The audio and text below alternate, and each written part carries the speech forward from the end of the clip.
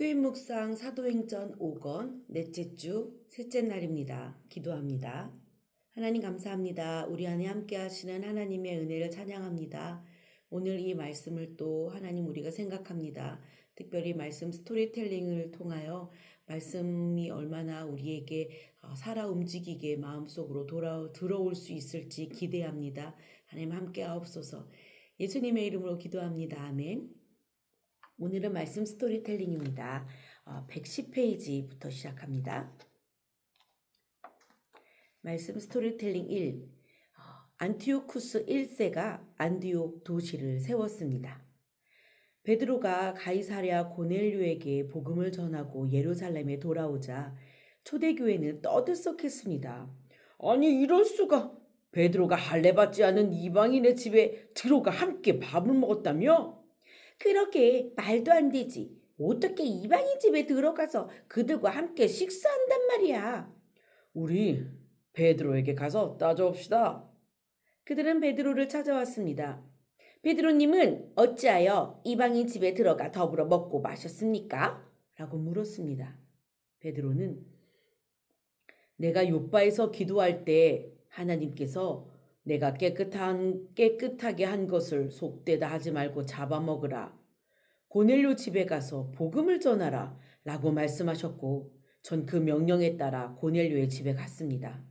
그곳에서 복음을 전하자 성령이 임하였고 그래서 세례를 주었습니다. 라고 차분히 설명하였습니다. 베드로의 말을 듣자 사람들은 잠잠해졌고 이방인에게도 하나님께서 구원의 선물을 주시는데 누가 그것을 막겠는가? 라고 말했습니다. 이방인 고넬료가 예수를 믿고 세례를 받은 사건은 사도들과 기독교인들의 생각을 바꿨습니다. 스데반의 순교 이후 기독교인들에 대한 박해는 더 심해졌습니다. 환란으로 인하여 그들은 예루살렘에 있지 못했고 다메섹과 베니게와 구브로 그리고 안디옥 등 각 곳으로 흩어지게 되었습니다. 유대 기독교인들은 이방인과 교제도 안 하고 식사를 하지 않았고 복음도 전하지 않았습니다. 그러나 고넬료 사건 이후에는 로마인, 헬라인 등 이방인에게도 복음을 전하기 시작했습니다. 여러 도시 중 헬라인에 대한 전도가 가장 활발히 이루어진 곳은 안디옥이었습니다. 아이니의 가족도 빌립을 따라 사마리아에 갔다가 얼마 전 안디옥으로 이사오게 되었습니다. 아이니는 할아버지, 안디옥은 어떤 도시인가요? 라고 물었습니다. 할아버지는 안디옥은 알렉산더 대왕이 죽은 후 안티오쿠스 1세가 자기 이름을 따서 건설한 여러 도시 중 가장 유명한 곳이란다. 지금도 안디옥은 수리아 지방의 수도로서 로마와 알렉산드리아에 이어 로마 제국에서 세 번째로 큰 도시란다. 라고 설명해 주었습니다. 아이니는 헬라 사람 안티오쿠스 1세가 세운 도시라 헬라 사람들이 많이 있군요. 라고 대답했습니다. 할아버지는 우리 손녀는 한 가지를 가르쳐주며 10가지를 아는구나. 라고 흐뭇한 웃음을 지었습니다.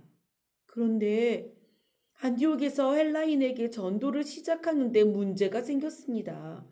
유대인이나 사마리아인들은 하나님도 알고 성경도 어느 정도 알고 있었습니다. 고넬료도 로마인이었지만 이미 하나님을 경외하고 있었습니다. 그런데 안디옥의 헬라인들은 하나님도 모르고 성경도 알지 못하는 아주 생짜배기였습니다. 아이니는 할아버지, 헬라 사람들을 전도를 해야 하는데 어떻게 해야 할까요? 하고 물었습니다. 할아버지는 글쎄다. 아무것도 모르는 저들에게 예수님을 어떻게 전해야 할지 나도 참 답답하구나. 라고 말씀하셨습니다. 과연 이들은 헬라인을 어떻게 전도하게 될까요? 뒷장에 이어 기본적 질문과 한 걸음 더 질문을 보도록 합니다. 기본적 질문 1번입니다. 베드로가 고넬료에게 복음을 전하고 예루살렘에 올라오자 떠들썩했습니다. 그 이유는 뭔가요? 베드로가 유대인의 율법을 어기고 이방인과 함께 식사도 했고 이방인의 집에 들어가 그들을 자꾸 그들과 만나고 이야기 나누고 막 그랬던 거죠. 거기에 머물다 왔단 말입니다. 그 율법을 어긴 거거든요. 그래서 술렁술렁하고 떠들썩하기 시작했어요. 2번입니다. 어떤 사건이 사도들과 기독교인들의 생각을 바꿨나요? 베드로가 고넬료의 집에 가게 된 경위를 설명하죠. 하나님이 베드로에게 무엇라 얘기하셨는지를 사람들에게 그대로 전합니다. 그리고 고넬료의 집에 갔을 때 벌어졌던 일들도 설명을 하게 되지요. 그 사건이 기독교인들의 생각에 유대인뿐 아니라 이방인도 하나님이 구원하기 원하시는구나 라는 걸 알게 한 거죠. 헬라인의 전도가 활발한 도시는 어디인가요? 안디옥이었습니다. 안디옥은 누가 세운 도시죠? 안티오쿠스 1세가 세웠습니다. 그 당시 안디옥은 로마 제국 안에서 몇 번째로 큰 도시인가요? 세 번째로 큰 도시였죠. 안디옥에는 어떤 사람들이 많이 살고 있었죠? 헬라인들이 많이 살았습니다. 한 걸음 더 질문입니다. 고넬료가 예수를 믿고 세례를 받은 사건이 사도들과 초대교인들의 생각을 바꾸게 한 이유가 뭔가요? 하나님의 뜻을 먼저 깨닫게 되었을 거예요. 내가 깨끗하다 한 것을 내가 부정하다 하지 말아라 라고 베드로에게 말한 그 하나님의 말씀이 사도들과 초대교인들에게도 그대로 적용되는 하나님의 말씀이었던 거죠.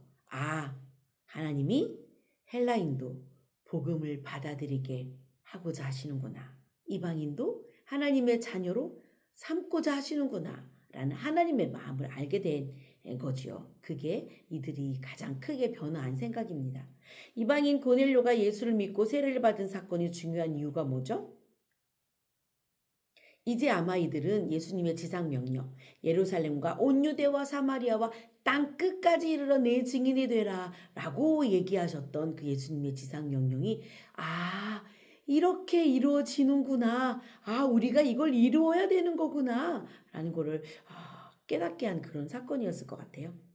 여러 도시 중 안디옥에서 헬라인에 대한 전도가 가장 활발히 이루어진 이유는 뭘까요? 헬라인이 많았기 때문이죠. 그리고 사울의 역할도 바나바의 역할도 톡톡했습니다. 헬라인에게 전도를 할 때 어떤 점이 어려웠을까요? 그들이 하나님에 대해 아무것도 모르고 있다는 점도 되게 어려웠을 거예요. 정말 처음부터 맨땅 헤딩 같은 그런 심정으로 처음부터 얘기해야 되는 것. 그리고 그 헬라 문화와 이 유대 문화가 달랐기 때문에 그 문화적 차이에서 오는 오해.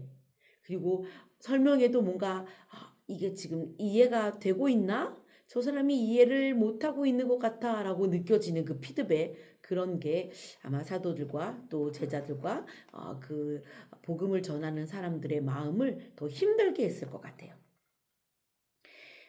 오늘 주신 말씀으로 한번 기도해 볼까요? 자, 우리도 우리의 관계 안에서 복음을 전파하는 것이 어려움을 겪은 우리도 그걸 어떻게 해야 될지 함께 기도합니다. 하나님 감사합니다.